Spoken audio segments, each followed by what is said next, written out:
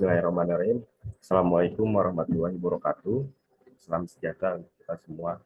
Yang terhormat Ibu Dr. Hajah Iis Kristiani MPD dan rekan-rekan semua yang semua banggakan. Kami dari kelompok 13 izin untuk memaparkan materi tentang penulisan dan pengembangan penilaian soal HOTS.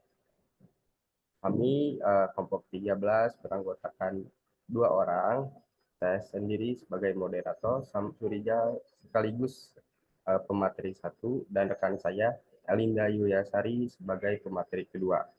Untuk itu langsung saja langsung ke pemateri 1. Saya sendiri. Pengertian penulisan dan pengembangan penilaian soal HOTS menurut Tons dan Thomas 2009 halaman 2 menyebutkan bahwa high order thinking skill adalah proses berpikir pada level yang lebih tinggi dari pada hanya sekedar mengingatkan fakta atau menjelaskan kembali sesuatu yang dipelajarinya kepada orang lain. HOTS menuntut seorang untuk memahami, menyimpulkan, dan menghubungkan fakta dengan konsep, mengategorikan, manipulasi, mencari fakta dalam suatu peristiwa yang terjadi, dan mencari solusi untuk suatu masalah yang terjadi. HOTS singkatan dari High Order Thinking Skill, penerapan penilaian berbasis HOTS. High Order Thinking Skill merupakan salah satu cara untuk menumbuhkan kemampuan berpikir tingkat tinggi pada siswa dengan melakukan tes berupa soal-soal kepada siswa. Langsung ke fungsi pengembangan penilaian soal HOTS.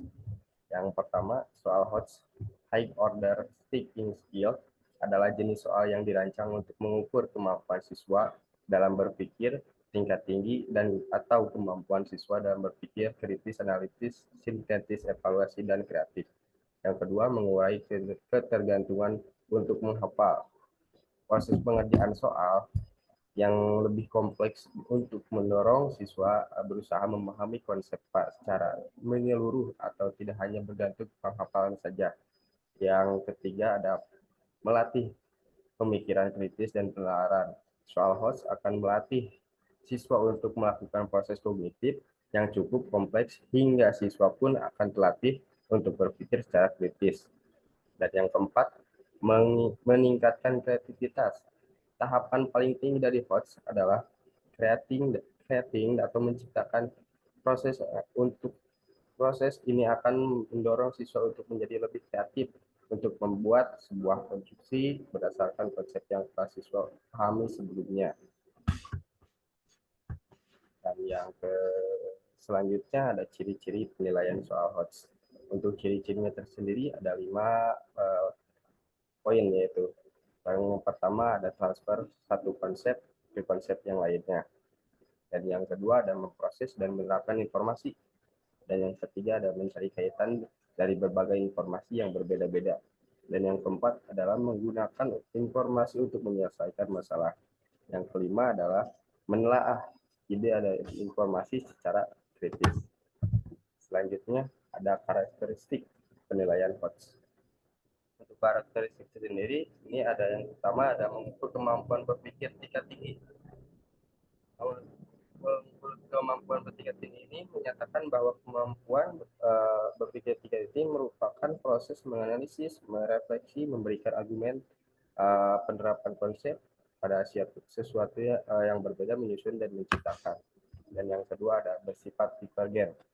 Instrumen menilai HOTS merupakan bersifat divergen, artinya memungkinkan peserta didik memberikan jawaban berbeda-beda sesuatu proses berpikir dan suatu sudut pandang digunakan karena mengukur proses berpikir analitis, kritis, dan kreatif yang cenderung bersifat unik dan berbeda-beda responnya bagi setiap individu. Selanjutnya ada yang ketiga, menggunakan multirepresentasi. Instrumen penilaian HOTS umumnya tidak menyajikan semua informasi secara tersurat, tetapi peserta didik menggali sendiri informasi yang tersirat. Dan yang keempat ada berbasis permasalahan kontekstual. Soal-soal HOTS merupakan asesmen yang berbasis situasi nyata dalam kehidupan sehari-hari di mana peserta didik diharapkan dapat menerapkan konsep-konsep pembelajaran ringkas untuk menyelesaikan masalah. Dan yang kelima, yang terakhir, menggunakan bentuk soal yang beragam.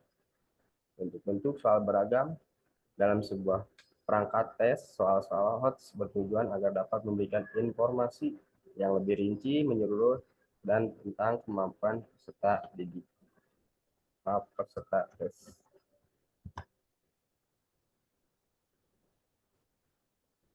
Selanjutnya, materi 2 saya persilahkan. Selanjutnya, yaitu langkah-langkah penyusunan soal HOTS. Yang pertama, menentukan kompetensi dasar dan materi yang akan dinilai. Pendidik harus menganalisis proses kognitif, dimensi pengetahuan, dan materi pada kompetensi dasar dalam kurikulum yang memungkinkan dapat dibuatkan soal keterampilan berpikir tingkat tinggi. Kedua, menyusun kisi-kisi. Pendidik harus memastikan seluruh komponen yang terdapat dalam kisi-kisi konsisten, selaras, dan dapat dibuatkan soal keterampilan berpikir tingkat tinggi. Ketiga, merumuskan indikator soal. Untuk menghasilkan soal yang mengukur keterampilan berpikir tingkat tinggi, rumusan indikator perlu memenuhi prinsip penilaian pada keterampilan ini, yaitu perlunya stimulus, konteks baru, dan proses berpikir tingkat tinggi. Keempat, menulis soal sesuai dengan kaidah penulisan soal untuk memastikan kualitas soal sehingga memberi informasi yang valid. Soal perlu memenuhi kaidah penulisan soal dan aspek konstruksi, substansi, dan bahasa. Prinsip ini sama dengan prinsip penulisan soal secara umum. Jadi, menentukan penulisan soal sesuai dengan kaidah penulisan soal harus benar dan sesuai dengan kaidahnya. Selanjutnya, contoh soal HOTS. Di sini kami mengambil jenjang SMA Bahasa Indonesia, mata pelajaran Bahasa Indonesia, kelas 11, kompetensi dasar menganalisis isi dan kebahasaan drama yang dibaca atau ditonton. Materi drama, indikator soal disajikan teks drama, peserta didik dapat pertama menentukan pesan pada salah satu kalimat teks drama tersebut, kedua membuktikan karakter tokoh, ketiga menentukan makna tersirat pada teks drama tersebut. Level penalaran level 3. Bentuk soal pilihan ganda. Selanjutnya di sini kami mengambil contoh materi naskah drama. Berikut untuk menjawab soal nomor 1 sampai dengan nomor 3. Percakapan Bapak, dia putra sulungku. Si anak hilang telah kembali pulang. Dan sebuah usul diajukan. Segera mengungsi ke daerah pendudukan yang serba aman, tentram. Usulnya dapat kumengerti, karena ia sudah terbiasa bertahun hidup di sana dalam sangkar, jauh dari duduk prahara. Bertahun mata hatinya digelap butakan oleh Nina Bobo. Lele buai si penjajah bertahun semangatnya dijenakkan oleh suap roti keju. Celaka, oh betapa celakanya, si buntu senyum mendatang.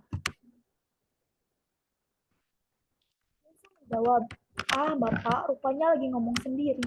Ya anakku, terkadang orang lebih suka ngomong pada diri sendiri, tapi bukankah kau tadi bersama abangmu?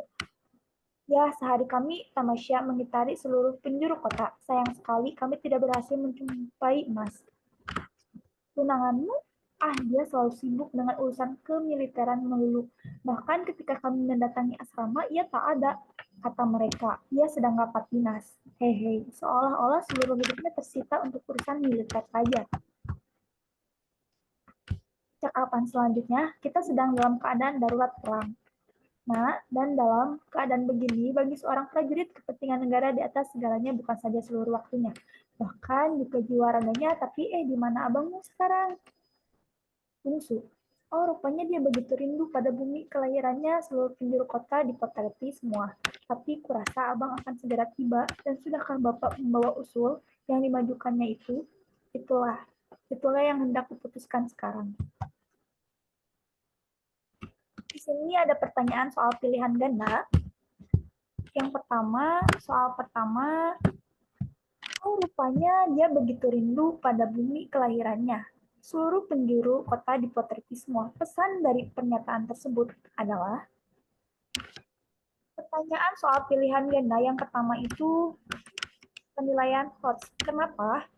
Karena kunci jawaban tersebut kebanggaan seseorang terhadap kampung halaman. Karena siswa dan siswi peserta didik menjawab dengan berpikir tingkat kritis, tingkat tinggi. Kedua, Tokoh Bapak dalam dialog tersebut merupakan sosok nasionalis. Hal tersebut dibuktikan dengan kunci jawaban B.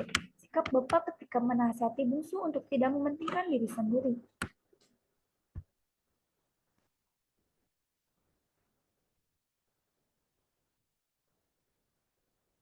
Selanjutnya, rasa cinta terhadap tanah air terlihat pada tokoh Bapak dan bungsu. Hal itu dibuktikan pada perilaku. Kunci jawaban A. Mendukung perjuangan prajurit, rela tunangan sibuk kemiliteran. Pembahasan selanjutnya adalah ketiga soal yang tadi termasuk HOTS, karena untuk menjawabnya peserta didik harus menganalisis informasi yang ada di dalam stimulus, yaitu naskah drama, dengan konteks percakapan sehari-hari. Pertanyaan-pertanyaan pada soal juga menuntut peserta didik harus berpikir kritis untuk menyimpulkan maksud tersirat yang ada di dalam teks. Selanjutnya, saya kembalikan kepada moderator. Untuk referensinya ada Setiawati Wipik Asmira Octavia dan Ariana Yoki 2019, buku penilaian berorientasi High Order Thinking Skill. Dan ada Abduh Muhammad 2019, panduan penulisan soal Higher Order Thinking Skill. Kunanti Echasuri 2020, penyusunan pengembangan penilaian berbasis HOTS. Ratnawati Hari 2017, pengembangan instrumen High Order Thinking Skill. Optiva Nita 2023, cara membuat soal HOTS ada di Aku Pintar. Dan Hasan Muhammad Arif 2016, pengembangan soal-soal High Order Skill Thinking Skill ada di SMA 1 SPA. Dan Fanani Muhammad Zainal 2018, strategi pengembangan soal Higher Order Thinking Skill dalam kurikulum 13. Untuk itu referensinya, dan langsung ke kesimpulan. High Order Thinking Skill HOTS merupakan keterampilan berpikir tingkat tinggi yang tidak hanya sekedar menghafal, memahami, serta mengungkapkan kembali apa yang diceritakan orang lain atau disampaikan oleh guru. Penerapan penilaian berbasis High Order Thinking Skill merupakan salah satu cara untuk menumbuhkan kemampuan berpikir tingkat tinggi pada siswa. Dengan melakukan tes berupa memberi soal-soal kepada siswa, peserta didik perlu disiapkan untuk memahami dunia dan yang penuh tantangan semakin kompleks.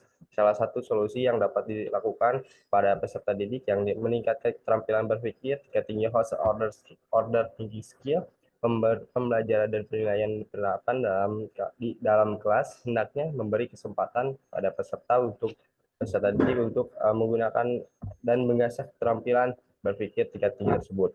Dengan pembelajaran dan penilaian berbasis HOTS, peserta didik akan terbiasa menggunakan keterampilan berpikir tingkat tinggi dalam kehidupan sehari-hari.